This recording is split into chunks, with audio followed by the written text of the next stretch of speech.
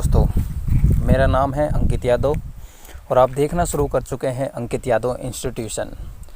आज हम बात कर रहे थे एग्रीकल्चर में, मेनली हम ऑल कॉम्पिटिटिव एग्ज़ाम्स की बात कर रहे थे, लेकिन मुख्यतः हम एग्रीकल्चर ऑप्शनल जो कि हमारी पहली प्रायोरिटी है उसको हम पहले फिनिश करेंगे। उसी के साथ साथ हम और जितने भी कंपटीशन एग्ज़ाम्स में जो ऑब्जेक्टिव क्वेश्चंस आते हैं उनको भी कवर अप करेंगे एज ए क्विज़ शो, कि उनके लिए एक सेपरेट क्विज़ जो सेक्शन है वो स्टार्ट करेंगे। तब तक के लिए हम स्टार्ट करते हैं। आज का जो टॉपिक रहेगा वो रहेगा सॉइल वाटर। सॉइल वाटर जो कि मिट्टी के अंदर जो पानी उपस्थित होता है और वह वाटर जिसके तहत ही जिसको यूज़ करके प्लांट्स ग्रोथ करते हैं, प्लांट्स के अंदर ग्रोथ होती है, एंड वह वाटर जिससे विल्टिंग, प्लांट्स में ड्रॉपिंग, ये सब रिड्यूस हो जाते हैं। तो सबसे पहले वो सॉइल वाटर होता है उसको हम 3 भाग में या 3 पार्ट्स में डिवाइड करते हैं। First is gravitational water, again second is capillary water and hygroscopic water. So first of all हम ग्रेविटेशनल वाटर से स्टार्ट करते हैं कि ग्रेविटेशनल वाटर होता क्या है। तो ग्रेविटेशनल वाटर तो it means it related to gravity, ऐसा वाटर जो कि ग्रेविटी से इन्फ्लुएंस होता है, जिसके ऊपर ग्रेविटी का अफेक्ट होता है। ग्रेविटी होगी तो it means this water is drainage water, we call this water is drainage water. क्या कहेंगे हम इसको? ड्रेनेज वाटर भी कहेंगे। ओके, ड्रेनेज वाटर इसलिए कहेंगे क्योंकि it's directly influence by the gravity, so ये डायरेक्टली इन्फिल्ट्रेट हो जाता है through the macropores. In our previous जो लेक्चर्स थे उसके अंदर हमने जो बेसिक कवर किया था, जो कि जनरल सॉइल साइंस के बारे में जो कौन कौन से टॉपिक थे उनमें हमने बात करी थी पोर्स की। तो आप रिमेंबर कीजिए, और जिन्होंने लास्ट वीडियो नहीं देखी है वो प्लीज़ लास्ट वीडियो देख लें, जिसमें हमने पोर्स के बारे में डिस्कस कर रखा है, जिसमें माइक्रोपोर्स और मैक्रोपोर्स के बारे में बताया है। तो मैक्रोपोर्स तो water that is present in macropores, वो वाटर जो कि मैक्रोपोर्स के अंदर प्रेजेंट है, इट मीन्स वहाँ पर पोरोसिटी ज़्यादा है। पोरोसिटी ज़्यादा है तो वो इमीडिएटली लॉस हो जाएगा, वो तुरंत लॉस हो जाएगा due to more size of pores और हाई ग्रेविटी। इट मीन्स जो वाटर इमीडिएटली लॉस हो गया तो इट मीन्स उसका तो कोई काम नहीं है किसके अंदर, आपके प्लांट ग्रोथ के अंदर या प्लांट की स्ट्रक्चर फॉर्मेशन या प्लांट टेक्सचर के अंदर। So not important to growth. Also ये वाटर हैम्पर कर देता है ग्रोथ को। किस प्रकार से हैम्पर कर देता है?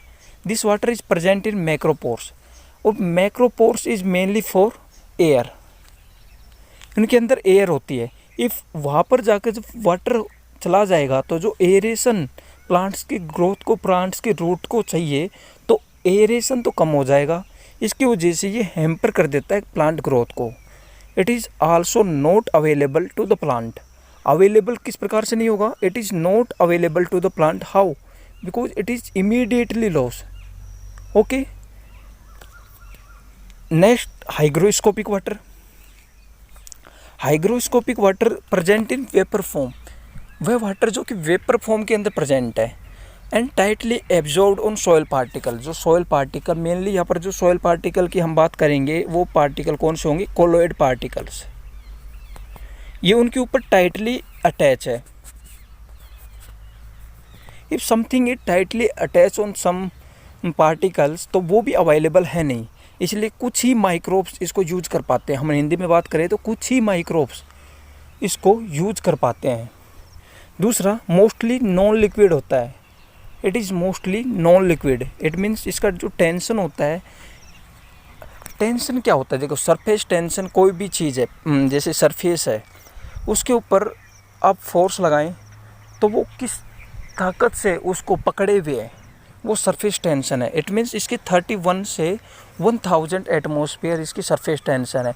तो आप इससे अंदाज़ा लगा सकते हैं कितना टाइटली ये हेल्ड है, इसीलिए ये वेपर फॉर्म में पाया जाता है, और it is also not usable for the plant. Then capillary water. Capillary water it means gaps within the pads. हमने बात करी थी क्लोड्स पैड्स, इनकी बात करी थी, जो कि हमने जो लास्ट चैप्टर था उसमें हमने इनकी बात करी थी। तो पैड्स के अंदर जो स्पेस होता है, लाइक दिस इज पैड्स, और इनके पास स्पेस होता है, जो ये स्पेस हो गया, ये स्पेस हो गया, इनमें माइक्रोपोर्स होते हैं। उसी गैप के अंदर कैपिलरी वाटर होता है, इसका डायमीटर लेस होता है, सो वाटर हेल्ड स्ट्रोंगली। इन माइक्रोपोर्स के अंदर ये वाटर होगा, इसकी वजह से इनके ऊपर ये बहुत ही ज़्यादा टाइटली हेल्ड हो गए।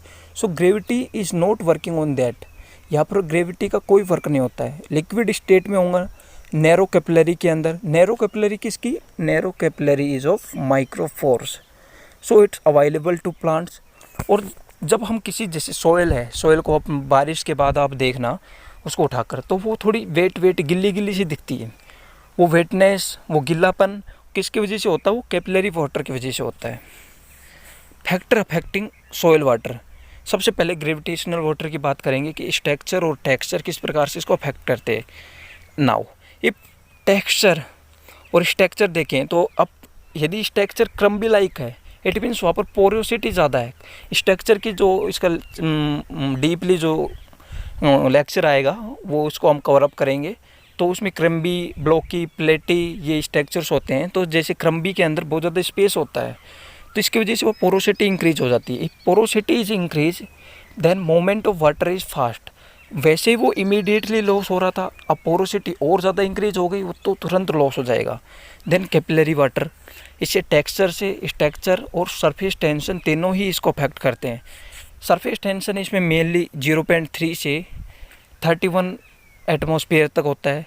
इसमें प्लेटी, blocky structure held water more tightly, इसमें ये ज़्यादा स्ट्रक्चर्स होते हैं। कैपिलरी वाटर मेनली प्लेटी और ब्लॉकी में होता है, क्योंकि वह पोरोसिटी कम है। पोरोसिटी कम है तो मतलब वाटर मोर टाइटली हेल्ड, वो आसानी से लॉस नहीं होगा, प्लांट उसको आसानी से गेन कर सकते हैं और यूज़ कर सकते हैं। देन कम्स इम्पोर्टेंट टॉपिक, जैसे कि माइक्रोपोर्स इंक्रीज हो जाते हैं, तो it means capillarity of water increase होगा, मतलब कैपिलरी वाटर मोर होगा। जो देखो, माइक्रोपोर्स तो वाटर के लिए होते हैं और मैक्रोपोर्स एयर के लिए होते हैं। और क्ले कंटेंट ज़्यादा, मतलब हाइग्रोस्कोपिक वाटर मोर होगा। क्ले कंटेंट की क्या प्रॉपर्टी होती है? वो उसका सरफेस टेंशन और किसी भी चीज़ को अट्रैक्ट करने की ताकत बहुत ज़्यादा होती है, इसकी वजह से।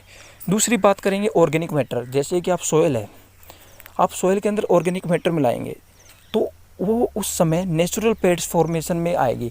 देखो, क्लोड्स और पेड्स तो होते हैं दैट इज़ आर्टिफिशियली फॉर्म्स, और वो अनयूजुअल स्ट्रक्चर्स होते हैं, वो किसी काम की स्ट्रक्चर्स नहीं होती है। बट जो पेड्स होते हैं वो नेचुरली फॉर्म होते हैं, उसके अंदर न्यूट्रिएंट्स लाइक बेसेस वो अटैच हो जाते हैं, इसकी वजह से उनकी न्यूट्रिएंट एफिशिएंसी या न्यूट्रिएंटी वो इंक्रीज हो जाती है। इसलिए एस्टो ये हेल्प करते हैं सॉइल फर्टिलिटी को इंक्रीज करने में। दूसरा, water holding capacity also increases by organic matter. Organic colloids होते हैं जो, और देख हमने कोलॉइड्स की बात करेंगे, कोलॉइड्स में बात करेंगे तो दो प्रकार के कोलॉइड्स आएंगे, एक इनऑर्गेनिक कोलॉइड्स और ऑर्गेनिक कोलॉइड्स। ऑर्गेनिक कोलॉइड्स की जो वाटर होल्डिंग कैपेसिटी होती है वो ज़्यादा होती है इनऑर्गेनिक कोलॉइड्स, क्योंकि water that has acidic characters and colloids mainly that have basic character. So आपस में अट्रैक्ट करके, आपस में जो बेसिक बेसिस है वो वाटर को अपनी तरफ अट्रैक्ट करके, कोलॉइड्स में वाटर होल्डिंग कैपेसिटी ज़्यादा होती है मेनली ऑर्गेनिक कोलॉइड्स के अंदर। Organic matter also binds the soil, ये सॉइल को बाइंड करता है और उसकी जो स्ट्रक्चर है उसको फॉर्म करता है, एक अरेंजमेंट देता है, एक अलाइनमेंट देता है कि बेटर वे में उसको किस प्रकार से अरेंज किया जा सके कि वो प्लांट के लिए यूज़फुल रहे। फिर सॉइल मॉइस्चर कांस्टेंट, जैसे कुछ कांस्टेंट होते हैं। फील्ड कैपेसिटी की बात करेंगे, जैसे आपने बात करी थी सॉइल ग्रेविटी की वजह से, ग्रेविटी लगी उसकी वजह से वाटर डायरेक्टली परकोलेट हो गया, नीचे की तरह इन्फिल्ट्रेट हो गया। लेकिन उसके बाद भी जो सॉइल के अंदर जो पानी बरस जाता है, ग्रेविटेशनल फोर्स लग गया, ग्रेविटेशनल फोर्स की वजह से पानी लॉस हो गया, नीचे की तरफ परकोलेट हो गया, जो सॉइल होरिजन है उसके अंदर चला गया। लेकिन उसके बाद जो पानी बच गया और जो पानी सॉइल होल्ड करके रख रखी है ग्रेविटेशनल वाटर के लॉस्ट होने के बाद, उसे कहते हैं फील्ड कैपेसिटी। मतलब वाटर जो ग्रेविटेशनल वाटर लॉस होने के बाद भी बचा रहे, ये 0.3 एटमॉस्फेयर प्रेशर पे होता है और इजीली इवोपरेट हो जाता है। विल्टिंग कोफिशिएंट मतलब विल्टिंग कोफिशिएंट शो करता है वाटर की डेफिशिएंसी के अंदर। समटाइम्स आपने देखा होगा कि पानी की कमी से प्लांट सूख जाता है, विल्टेड हो जाता है, टिल्टेड हो जाता है, पत्तियां सूख जाती हैं, इसलिए टर्जिडिटी लेस हो जाती है, इसलिए टर्जिडिटी वो जो पत्तियां होती हैं ना वो सिकुड़ जाती हैं, आपने कभी देखा होगा, और वो टूट कर पड़ने लग जाते हैं, ड्रॉपिंग होने लग जाती है। तो at which point plant enable to take water, ऐसा पॉइंट जहाँ पर प्लांट अनेबल है पानी लेने के लिए, इसलिए वहाँ पर आपको डायरेक्ट इरीगेशन देना पड़ेगा। इसलिए 15 एटमॉस्फेयर सो प्लांट पानी नहीं ले सकता है, उस 15 एटमॉस्फेयर का प्रेशर वहाँ पर आ गया है, लेकिन वहाँ पर इसलिए पानी जो सरफेस टेंशन है वो 15 एटमॉस्फेयर्स का है, इसके लिए वहाँ पर जो प्लांट है वो डायरेक्ट ऐसे किसी से पानी ले नहीं सकता, क्योंकि प्लांट के अंदर इतनी ताकत नहीं रह गई कि वो जो फोर्स है सरफेस टेंशन है उसको ओवरकम कर दे, इसलिए आपको डायरेक्ट इरीगेशन देना पड़ेगा। Hygroscopic coefficient, maximum amount of water absorb by 100 gram of dry soil at 50% relative humidity और 25% टेम्परेचर के ऊपर जितना maximum amount of water absorb किया जा रहा है 100 ग्राम ऑफ ड्राई सॉयल से, उसे कहेंगे हाइग्रोस्कोपिक कोफिशिएंट, जो कि प्रेशर 31 एटमॉस्फेयर पर होगा। तो आप एक क्वेश्चन जो मेनली पूछा जाता है कॉम्पिटिशन एग्जाम में, कॉम्पिटेटिव एग्जाम्स में, कि अवेलेबल वाटर कौन सा होगा, कि ऐसा वाटर कौन सा होगा कि जो प्लांट के लिए अवेलेबल है, जो वाटर की एटमॉस्फेरिक कंडीशन सरफेस टेंशन 0.33 या 1/3 से लेकर 15 एटमॉस्फेयर तक रहेगा, वो वाटर अवेलेबल होगा। Thank you, I hope you understand the soil water. आप नोट्स बनाएं, इसके गो थ्रू करें, गूगल कीजिए और अपने प्रिपरेशन को आगे बढ़ाएं। तब तक के लिए धन्यवाद।